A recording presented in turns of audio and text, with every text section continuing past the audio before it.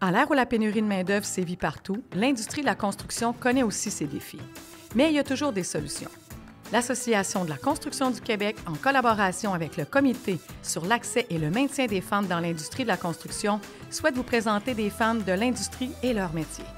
Tout comme moi, parce que je suis ébéniste et entrepreneur général, j'écoute ces femmes qui témoignent de la beauté de leur métier et qui vous inspireront à vous lancer dans cette industrie. Mon nom est Stéphanie Lévesque et bienvenue à 26 femmes, 26 métiers.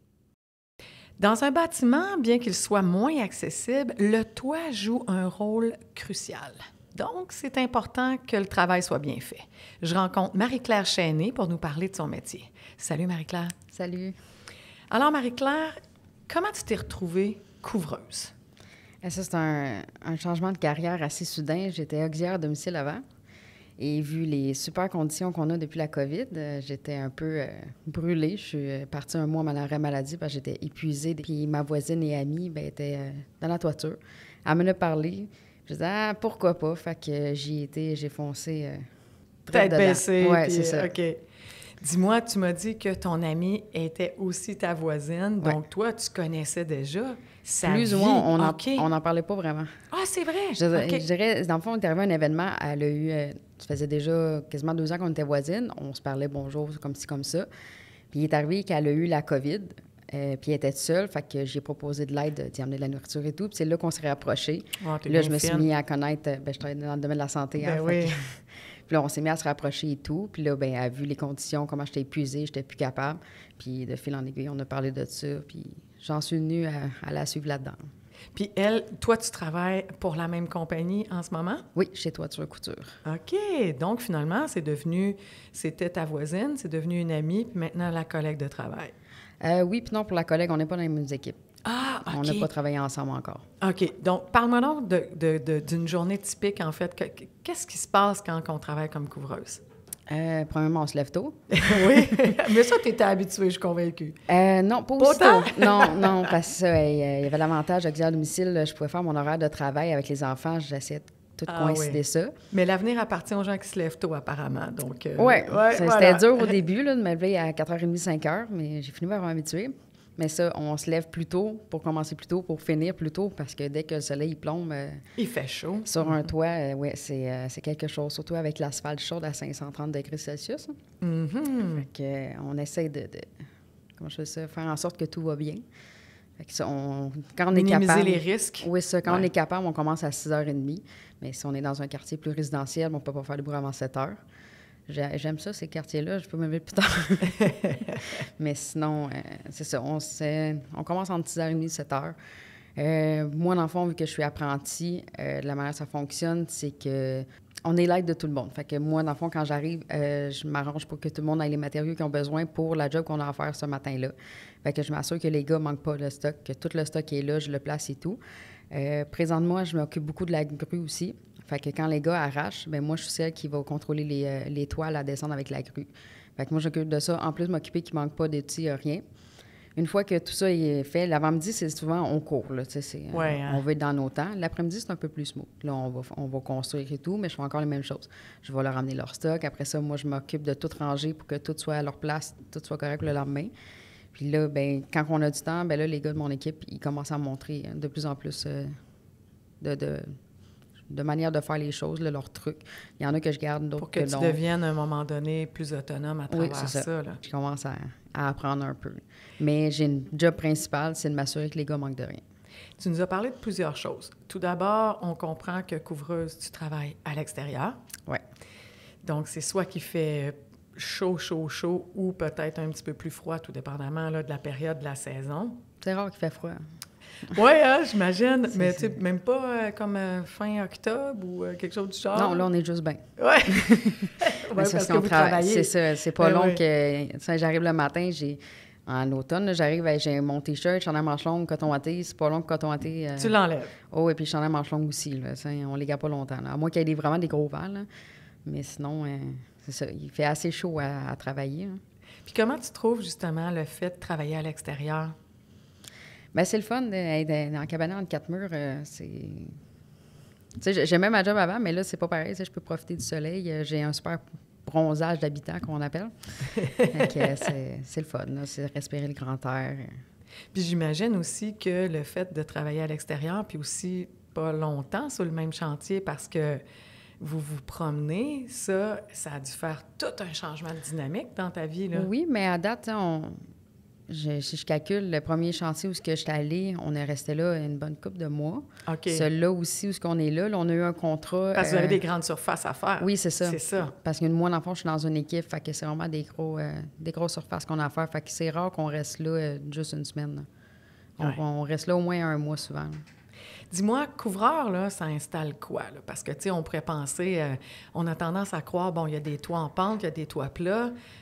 On peut penser à différents types de matériaux. Est-ce que votre compagnie, justement, installe plusieurs choses, plusieurs types de matériaux? Vous voyez plusieurs techniques? Bien, nous, dans le fond, on fait tout sur industriel. On fait l'industriel, institutionnel et commercial. On ne fait pas de résidentiel. Fait que les toits en pente, j'ai pas eu à en faire. Fait que pour l'instant, j'ai travaillé avec le PVC, asphalte et gravier. C'est souvent ça qu'on fait, nous, mon équipe, là, asphalte et gravier. Et sinon, il y a aussi des membranes élastomères où c'est un soudage avec le feu. Mais on touche pas mal à tout, sauf le bardeau. OK, c'est ça. D'où la raison pour laquelle tu disais que tu ne fais pas nécessairement du résidentiel. On va voir le bardeau sur le toit en pente. C'est rare qu'on va voir du bardeau sur des commerciales, institutionnels ou industriels. Là. C'est souvent de l'asphalte et gravier.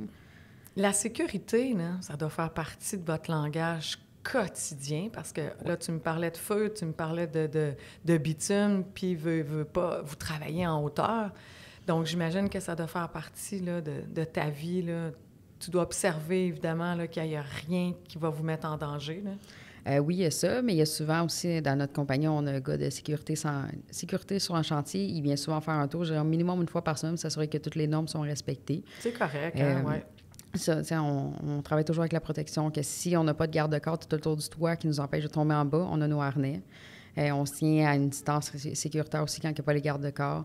On se met des chandails à manches longues quand on travaille avec l'asphalte. Oui, il y a beaucoup de normes de sécurité à respecter.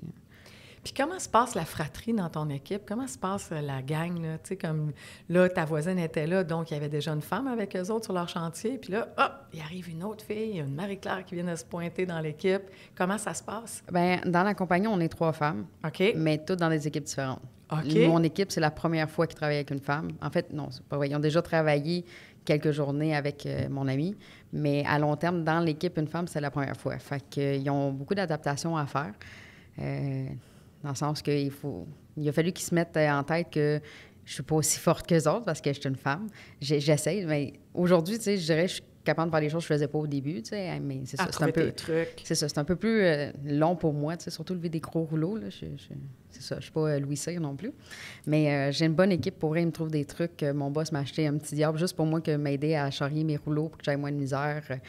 Les gars sont toujours en train de me trouver des trucs pour faciliter mon travail. Là. Ah oui, c'est agréable quand même. Oui, bien, l'équipe où je suis, c'est tous des parents. Il n'y en a pas un qui n'a pas d'enfant. Fait que déjà en partant, on est l'équipe que, tu sais, si, admettons, il y en a un qui manque pour les enfants, quoi que ce soit, bien, on ne se fera pas rentrer dedans. On est tous conscients, on s'entraide toutes, là.